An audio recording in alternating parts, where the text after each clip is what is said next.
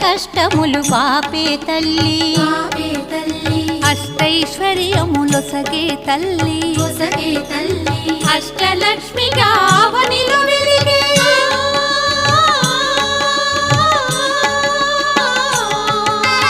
అష్టలక్ష్మిగా అవనిలో వెలిగే విష్ణు మనోహరి కరుణా సాగరి శ్రీలక్ష్మి పూజకు రండి సిరి సంపదలో సగే ధనలక్ష్మికి సేవలు చేయండి